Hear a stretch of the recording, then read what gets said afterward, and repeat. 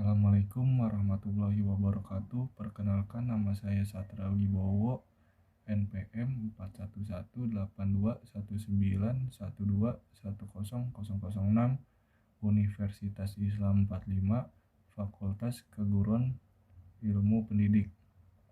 Program studi Pendidikan Jasmani, Kesehatan, dan Rekreasi. Mata kuliah P3D, dosen pengampu Ibu Yunita Lasma Siregar, MPD. Di sini saya akan menjelaskan istilah-istilah mata kuliah P3D. Yang pertama, teori perkembangan rentang hidup atau biasa disebut lifespan adalah teori tentang perkembangan seseorang melalui tahapan. Yang kedua, pengertian periodisasi. Perkembangan periodisasi merupakan suatu upaya pengkajian dan pemahaman perkembangan dan pertumbuhan dengan melihat dari tahap demi tahap, bukan melakukan pemisahan tahap satu dengan yang lain. Yang ketiga, pengertian kualitatif merupakan salah satu metode penelitian yang dimana dapat memeriksa secara lebih rinci bagaimana metode penelitiannya dapat berjalan.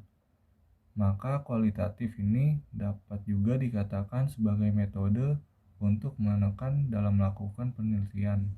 Yang keempat, moral. Moral adalah ajaran tentang laku hidup yang baik berdasarkan pandangan hidup atau agama tertentu. Yang kelima, motorik. Motorik adalah segala sesuatu berupa gerakan.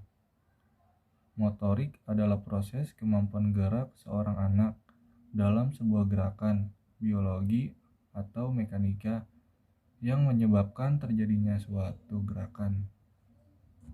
Yang keenam, perkembangan biologis, yaitu perkembangan individu berupa perubahan fisik dalam tubuh individu. Perkembangan tersebut meliputi tinggi dan berat badan. Ketujuh, perkembangan kognitif. Perkembangan kognitif adalah tahapan-tahapan perubahan yang terjadi dalam rentang kehidupan manusia untuk memahami, mengolah informasi, memecahkan masalah, dan mengetahui sesuatu. Yang kedelapan, kematangan diartikan sebagai warisan biologi sejak lahir yang mempengaruhi perkembangan anak. Kesembilan, sosial adalah semua hal yang berkaitan dengan masyarakat. Hal ini berkaitan dengan bagaimana orang berinteraksi satu sama lain, berperilaku, berkembang sebagai budaya, dan memengaruhi dunia. Ilmu sosial pun merupakan ilmu tentang perilaku kehidupan manusia sebagai makhluk hidup yang bermasyarakat.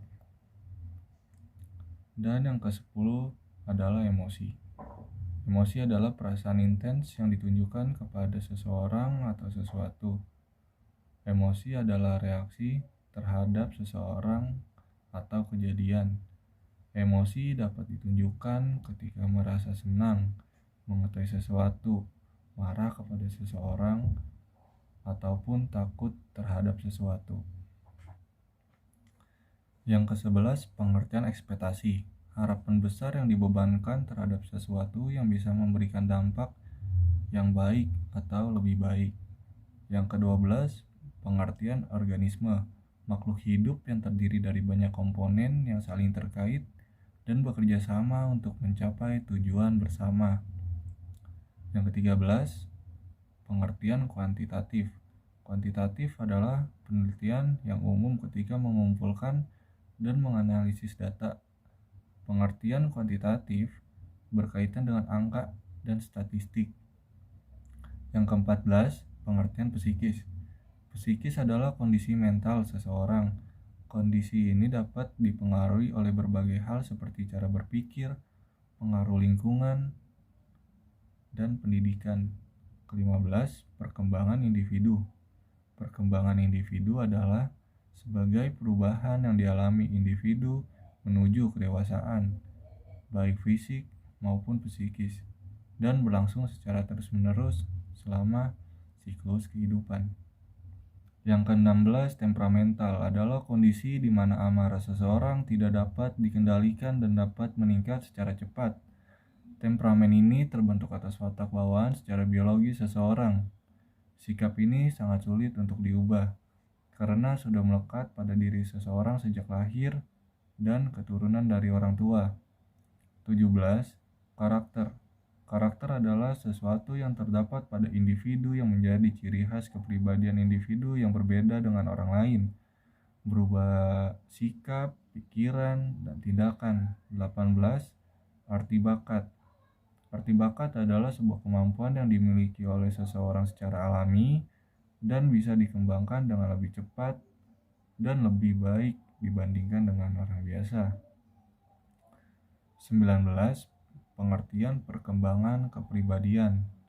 Pengembangan kepribadian berarti kemauan diri sendiri untuk menata aspek internal diri atau sikap batin, dan aspek perilaku eksternal diri, yaitu cara menampilkan diri atau tampak sisi luar diri di persepsi orang lain.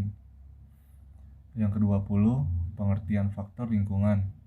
Faktor lingkungan adalah pengaruh lingkungan hidup baik keluarga maupun masyarakat yang belum memberikan daya dukung terhadap pembentukan watak patuh pada aturan.